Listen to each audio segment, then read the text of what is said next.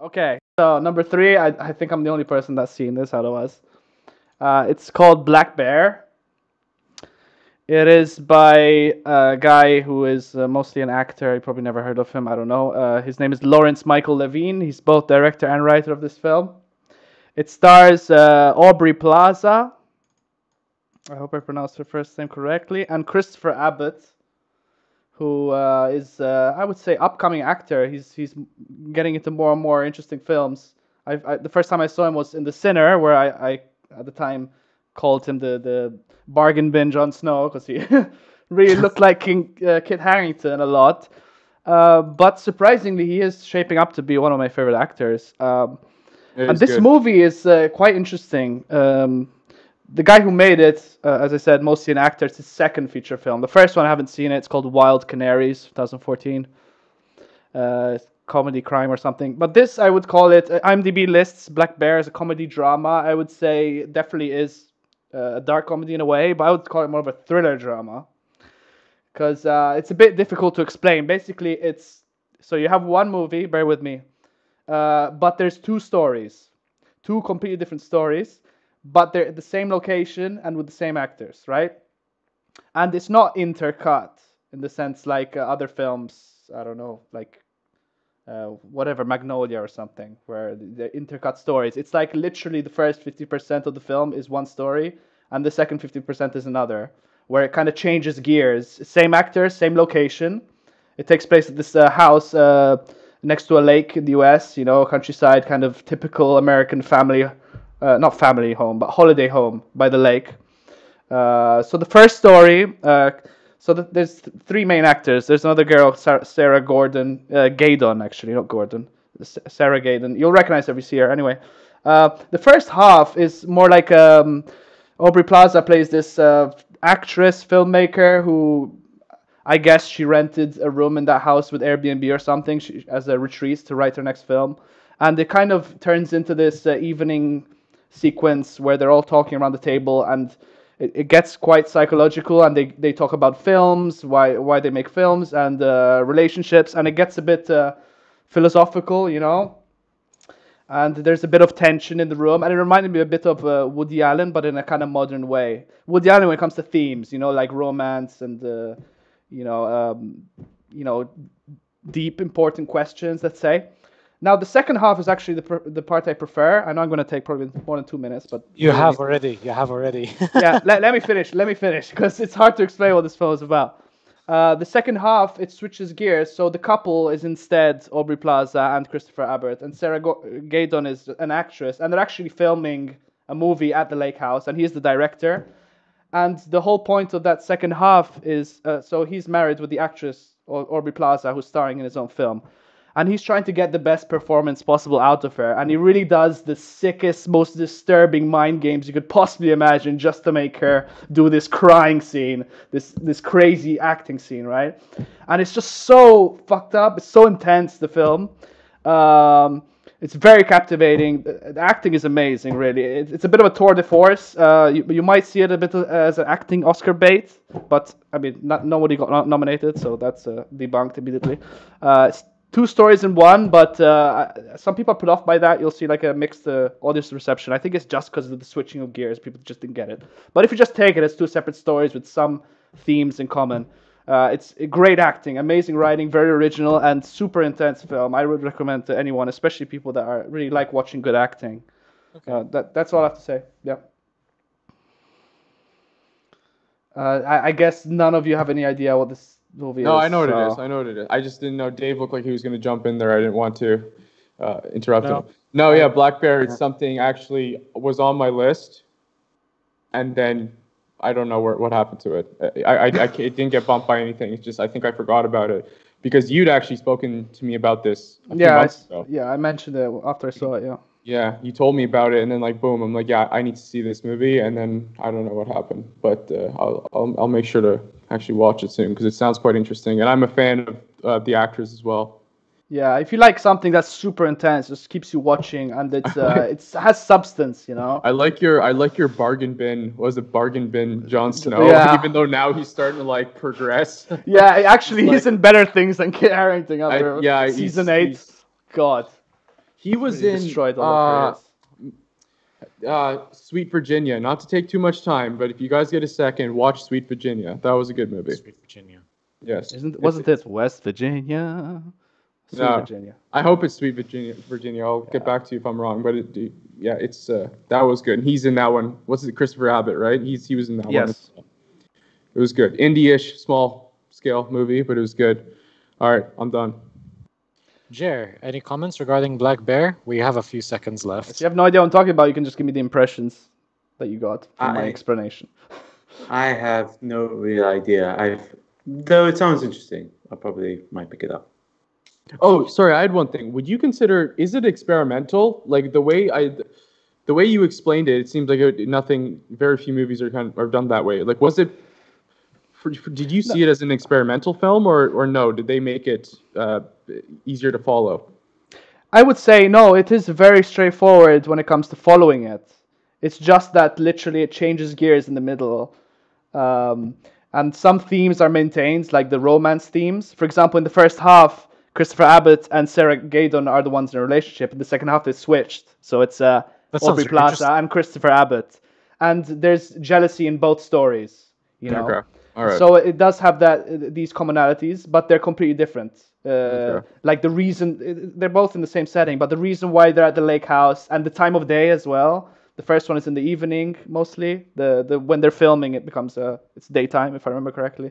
All right. So like in terms of the story, they experimented with story here, but it wasn't quite an experimental it's film. It's more of experimental with with the whole 50-50 division of the plot.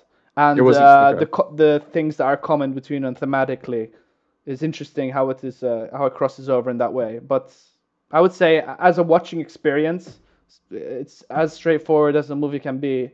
Okay. If you know if you expect that change of gear in the middle, it's a bit jarring because I didn't know what's gonna happen. Yeah, but it's definitely a very easy watch, very intense. Like there's no dead moments. Nice. I do have one last question. I'm sorry, Dave. I don't have much to say, so I'll save it for last. Tell us, Jer. Okay. You said that could this have been like a stage play or something like that? Because you said it's all in one setting. It could be. I don't think it is. I don't know actually. Because the way you, I don't think it is based on a play, but it could very well work in theater. He means it's an adaptation. Yeah. Yeah, it could work. The thing about plays and movies, sometimes you can't just take the script. Sometimes there are certain things about movies which just don't work in plays and vice versa. Like especially when it comes to close-ups and cutting, it'd be but it could be if it's a bottle movie. It is a bottle movie and it's very acting focused, like The Father. But The Father was actually a stage play, and watching it, you can tell like straight away, like this is certainly like either based on a play or written like a play. Same with Ma Rainey's Black Bottom. Mm-hmm. You can tell from the setting and from the rapid dialogue. Ma Rainey's black ass. Rainey's ebony buttocks. Okay, I don't have any comments about Black Bear because until a few minutes ago, I would say let's move to the next person. Say what? Yeah, I'm gonna watch it though. I'm gonna watch it. Sounds very interesting. So moving on, our next lad is Jeremy with his number 3. 2 minutes, hopefully. Okay, so my number 3 is Enola Holmes. Okay.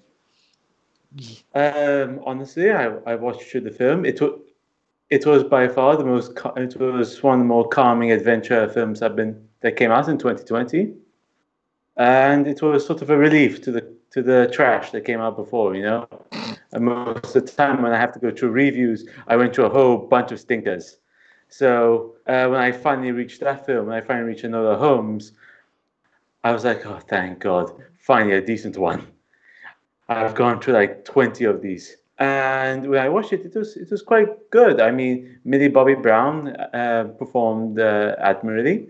I mean, it was all set in London, and it's the first film I got to see Henry Cavill smile, because in the majority of the films I see him in and stuff like The Witcher, and Man of Steel, he is always pissed off. You don't see that guy smile. You rarely see him. If you want to see him smirk like a smug bastard, watch The Man from U.N.C.L.E. Yeah. Yeah, But, I was about to yeah. say that. that's the Oh closest God! I didn't think really I- like that movie though. I really like. Cavill. I liked it. I think Cavill smells a lot. I'm kind of the opposite. I mean, yeah, I've seen him smell quite a bit. I think in movies and even You're very interviews and whatnot. It's a You're smiley very- fellow. Yeah, the thing that's is- the impression I got. The thing is, in a lot of more recent films, all I got to see him is in a constant anger face. Like I'm gonna rip your dick off and feed them to you all the time. You know. Okay, talk Good. about the movie. Come on. Okay. So I No, like. just like time's running out. Yes. Oh, now I he's like aware of time. Now he's aware of time. I am. I love the setting. The setting of Victorian London, these mysteries and stuff like that of Enola trying to find her mom and everything. It's good. It's like one of those Harry Potter films, when you watch as a child. It had the same promise and everything. It had the feeling of adventure, and that's something in which you don't get these days because of COVID. So anything that opens up these sort of doors is welcomed in my eyes. Interesting observation. Nice one, Jer. Okay. I haven't seen it. I like Sherlock Holmes stuff. I don't know why I haven't. To be honest, I'll get to it at some point. It looks decent. I mean, the thing is, there was a lot of build up to that film, but then once it came out, it kind of died down for some reason. I don't know if you guys noticed that as well. No, I didn't actually. I didn't hear anything about it until it was Okay, well, released. yeah. Till it was released. I watched it. I know what you mean. It kind of disappeared though. Like once it kind of was released, it was. Yeah. I didn't hear much about it afterwards. I watched it. I enjoyed it. I wasn't a huge fan of it. Okay, it was a cool. Yeah, I don't know. I mean, the points you touched on, I do like Victorian London. I do like Sherlock Holmes. It was definitely. I mean, if you're a fan of that, it's definitely a movie to watch. I wasn't. All I'm saying is I wasn't blown away by it, but like I still enjoyed it. Cool. I haven't seen it either. I'm with James. I haven't seen it either. It was heavily advertised to me, and I think that's what might have put me off watching it. But because I had the feeling that it was gonna. It's a Netflix movie, right? Yes. Okay, I had a feeling that it wasn't gonna be good simply because it was a Netflix movie. Yeah. Oh, most man. of them, A wise thought. most of them tend not to be good, but looking now, it seems that it's got positive reviews, and based on what Jer said, it's a very earnest and straightforward, simple movie, but probably without treating you like an idiot. So maybe I'll give it a shot. Okay. Yeah. So I've warmed up towards it a little bit. Let's say that. Okay. I'm happy to hear, dude. Yeah, like Glad- it was. glad- You'll probably like it. Okay. Mhm. I think John, you're next. Yes, Johnny boy, Number Yeah. you got the Number three. Number 3. Son. I don't. Yeah. Where do I Number go? 3, son. Hey. All right, let's do this. Okay, so number 3, or one of my top 5s, is Promising Young Woman. Dave seems Only excited. number 3, bro. I told you, kidding. my list is in no order at all. Okay, yeah, I'm joking. No order at all. Okay. Some Yeah. are I enjoy more. So I'll say Promising Young Woman is closer to the favorite, as in best, my favorite best. Yeah, that movie. It's weird how I got into it, is because I was there was some like production stills, or the way they were promoting it. It seemed. I don't know why. I got a weird kind of exploitation film vibe from it when I was watching. I didn't watch any trailers or anything. I just saw some like thumbnails of I think it was of Carey Mulligan in the nurse outfit, and that to me, I don't know. I got like exploitation film vibes, and I just wasn't in the mood to watch an exploitation film, especially since nowadays there aren't that many great ones. But then James, you actually ended up watching it, and I did. You're like, it's good, man. So I turned it on, and actually, when I You're welcome. I was gonna thank you. I was gonna say my piece first, man. Yeah, I know. But That's why I yes, said you're welcome. Thank you. I knew you were gonna thank me. Okay, enough. Yeah. We don't have much Yeah. time. But by the time it was over, Oh, here he comes. What? No, go ahead. Go ahead. Okay. Yeah, it was good. By the time it was done, I was kind of wanted to watch it again. So haven't gotten around to watching it again, but I will. It was good. Nice one, John. All right. Floor is open, lads. It's on my list as well, so I'll talk about it more later. But definitely, yeah, one of my favorites too. I'll give more floor to Jeremy and David since it's on my list. It's on my list too. Oh, All right, Jarrett better be on your list, man. Maybe. Yeah, maybe it's not good enough, man. If it's not on your list, Jeremy, you take the floor because then these two. If it's not on your list, your ass is out of here. Fine. I'm kidding. He logs out. you watched it like a few hours. You watched it a few hours ago. It's Yeah, very you fresh watched in it. your mind. It should be your favorite movie at this moment. Yeah, I'll should let be you- like in I'll let you every guys single know. position. He let us Okay. know. Okay, guys, fair enough. It's All on right, his all right. list. It's on his list. Moving on. Okay, well then I guess Yeah, we should move on because we Dave. all have a chance to talk about it. My turn. Yep. Okay. Number 3 for me is a horror thriller. It's called The Invisible Man, starring Elizabeth Moss. I like horror movies a lot. I think I honestly, if I had more time, I would watch only horror movies.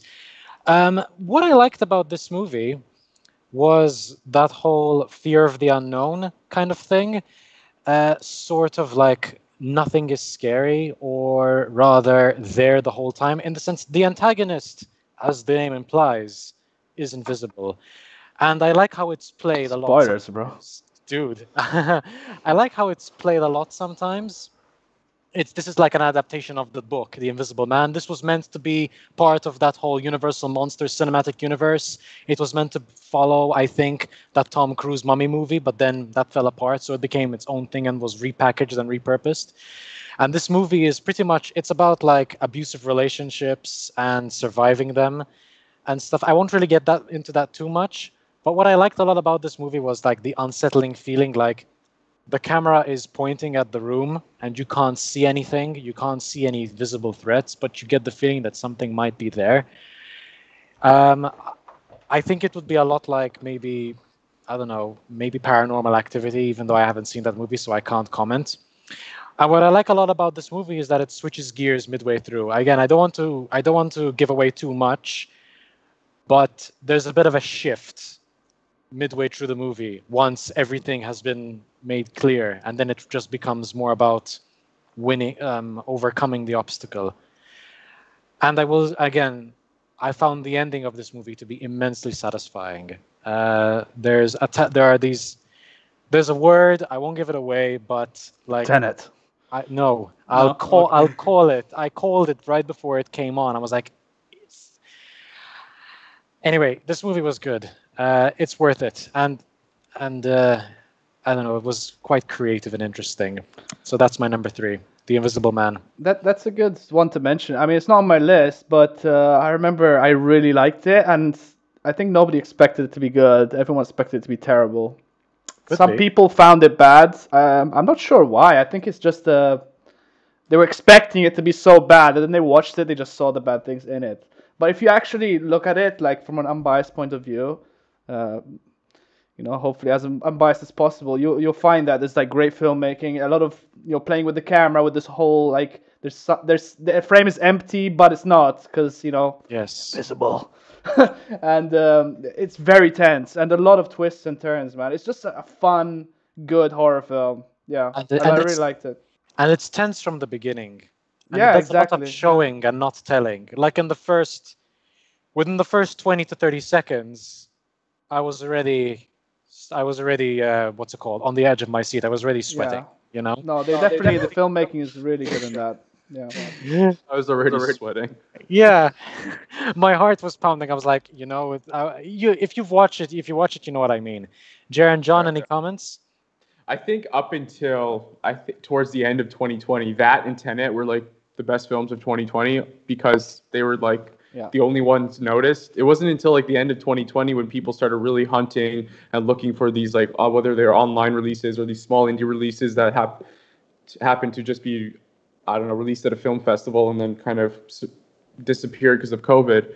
But yeah, up until towards the end of 2020, that and Tenet were like the biggest name releases that came out. So you've seen it, John? No, I haven't seen The Invisible Man. I have not. I I recommend.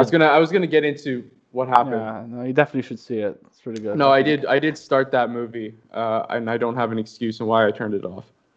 Oh, It was better not just have an excuse. Better go no. I watch turned that it off. shit. I turned it off. I just can't give you. I mean, I could say what you guys said and like, The oh, I got Invisible tired. Movie. But no, I don't know why I turned it off. It has nothing to do with it not being good. It's something that I'll finish. It's Don't something worry. to do with you not being good. Disciplined. Yes. We got to throw down, boys. Okay, Jeremy. Jeremy, Yeah. any last comments? A small one actually. This is just like on bit on the effect of the guy actually being invisible. Is he like invisible, like a ghost moving items, or is it just like you see, sort of like a wobble, intangible, refracting person walking around? I don't want to give anything. It's better if we Watch don't the movie. get into But that. they are- But they are you actually saying in- the effect of I'm someone just is curious. invisible on the screen? More of Don't an spoil it. effect thing. Sorry. Don't spoil it. What's the question? I didn't understand, Jer. I think he means whether you see nothing when someone's invisible, or if you kind of see, but like Predator. Okay, Uh, yeah. You Yeah, kind of see a that. shape. I think that's there's no. the question. I don't think there's really much of a spoiler, but no, it's not like Predator. It's completely invisible. Okay, The so that was Invisible just Man. it. The Invisible Man is absolutely invisible. You know. Yeah. Ah, sweet. Yeah. Okay, that's it. No, Sorry. it's cool. It's cool. And it's I pretty just want- creative.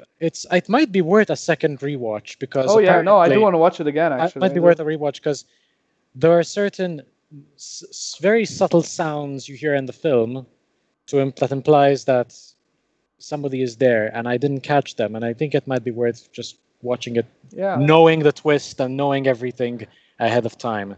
But anyway. I really like how there's a lot to the plot. Like a lot happens, and there's a lot of scenes that you think the movie's gonna end with this scene, but it continues, which usually is a bad thing because you're like, oh, end already. But with this film, it just adds more and more layers to it. And there's one last really thing like before that. and one last thing I want to add before we move on. I like films where it takes something fictional and melds it with something real to ground it. So in this case, we have the Invisible Man, and of course, the invisible element to it. How the person is invisible, I will not explain. But then there's something very real, which is an abusive relationship. An abusive relationship with a lot of mind games, gaslighting, mind breaking, isolation. Those are very real. And combining them in any genre, it doesn't have to be horror, is always very fascinating. I would love to see that. I'd love to see something like that. Like imagine a fantasy abusive relationship or a sci-fi abusive relationship. Anyway, I'm going off on a tangent. So that's number 3.